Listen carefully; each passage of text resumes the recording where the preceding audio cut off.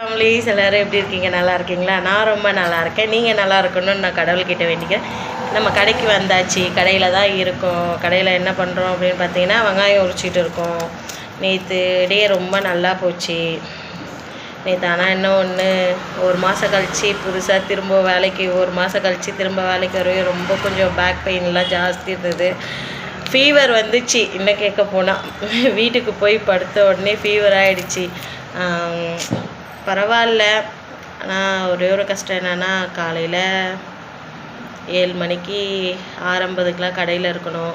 திரும்ப 4:15க்கு வீட்டுக்கு 4:15க்கு தான் கடையில் இருந்து கிளம்புறதா இருக்குது.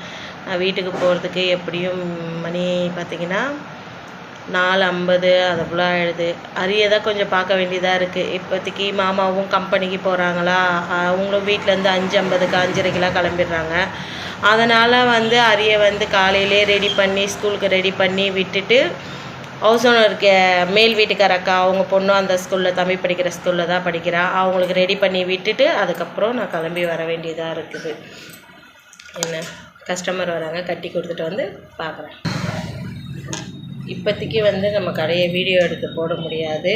போட்டோம், இன்னும் ஒரு 2-3 நாள் போட்டோம். அதுக்கப்புறம் நம்ம கடையை வீடியோ எடுத்து போடலாம். சரிங்களா? எல்லோரும் சாப்பிட்டீங்களா? என்ன பண்ணுறீங்க? நேற்று நான் வீடியோ போட்டதுக்கு எனக்கு நிறைய பேர் சப்போர்ட் பண்ணியிருந்தீங்க. ரொம்ப ரொம்ப தேங்க்ஸ் எல்லாருக்கும். எனக்கு இப்போதைக்கு ஒரே ஃபீலிங் என்னென்னா, அரியே தான். முன்ன செஞ்ச கடையை பக்கத்துலேயே இருந்ததா, ஹரியை கூப்பிட்டு வந்துடுவேன். கூடியே அவனையும் காலையிலேயே கூப்பிட்டு வந்துட்டு அதுக்கப்புறம் நான் என்ன பண்ணுவேன், ஸ்கூல் ட்ரெஸ் எல்லாம் கடைக்கு எடுத்துகிட்டு வந்துட்டு கடையில் அவனுக்கு ட்ரெஸ் எல்லாம் போட்டு அதுக்கப்புறமா அரியை வேன் ஏற்றி விடுவேன். நான் 7:40க்கு வேன் வரும், வேன் ஏற்றி விடுவேன்.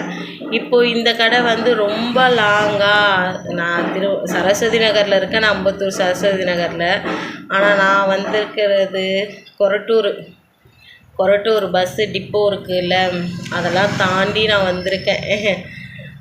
ரொம்ப கஷ்டமாக இருக்குது. ஆனால் என்ன பண்ணுறது, என்னுடைய சூழ்நிலைக்காக என்னுடைய இதுக்காக நான் வரணும் அப்படின்னு நினச்சி முடிவு பண்ணி நான் வந்திருக்கேன். ஆனால் மெயின் ரோடு தான்.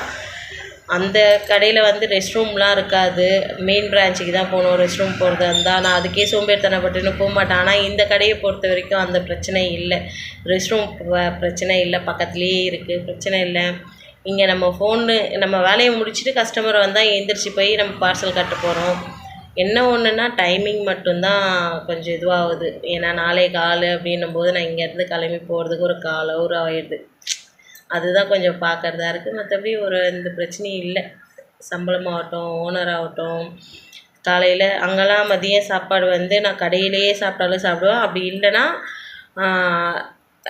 மெயின் பிரான்ச்சில் போய் தான் மதிய சாப்பாடு சாப்பிடுவேன். அது மணி 3 ஆனாலும் சரி, 3 ஆனாலும் சரி, 2 ஆனாலும் சரி, இந்த மாதிரி ஆனாலும் அங்கே போய் சாப்பிடுவேன்.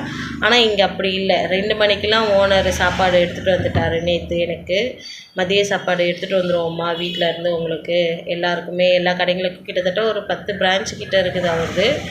எல்லாருக்குமே மதிய சாப்பாடு கொடுத்துருவோம்மா அப்படின்ட்டு சொன்னாங்க. நேற்று சாப்பாடு எடுத்துகிட்டு வந்துருந்தாங்க. அந்த மாதிரி தான் ஓனரு.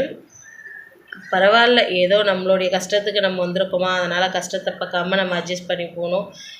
சரி, இந்த விஷயத்த உங்ககிட்ட ஷேர் பண்ணிக்கலாம் அப்படின்றதுக்காக தான் இப்போ நான் உங்ககிட்ட சொன்னேன். கடைக்கு 2வது நாள் நல்லபடியாக போகுது.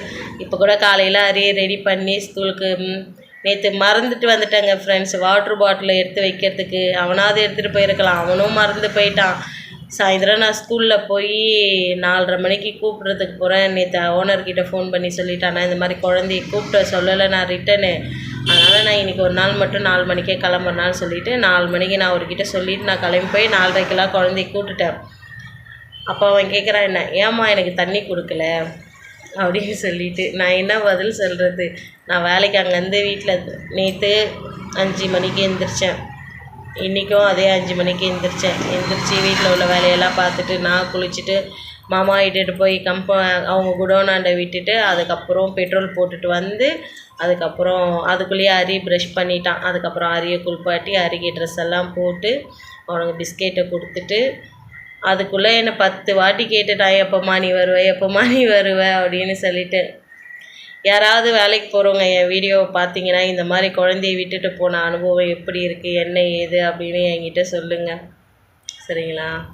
நான் ரொம்ப நேற்று ஃபுல்லாகவே ஒரு பக்கம் மணி 2 மணி வரைக்கும் எனக்கு அரியை பற்றி சிந்தனையே வரலை.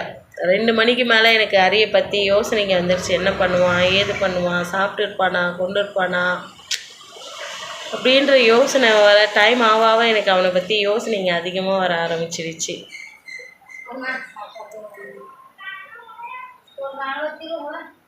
உங்களுக்கு அந்த மாதிரி பரவாயில்ல, ஏதோ போகுது. நம்மளுடைய கஷ்டத்தை தீக்கணும். மாமா ரொம்ப கஷ்டப்பட்டார் தெரியுங்களா. யாரெல்லாம் தன்னுடைய ஃபேமிலிக்காகவும் தன்னுடைய ஹஸ்பண்ட் கஷ்டப்படுறாங்களோ சொல்லிட்டு குழந்தைய விட்டுட்டு வேலைக்கு வந்திருக்கீங்க அப்படின்றத சொல்லுங்கள். கண்டிப்பாக நான் நாளைக்கு வீடியோ எடுத்து போடுறேன் சரிங்களா. கஸ்டமர் வந்துட்டாங்க, நான் போய் சாப்பாடு பார்சல் பார்த்துக்கணும்.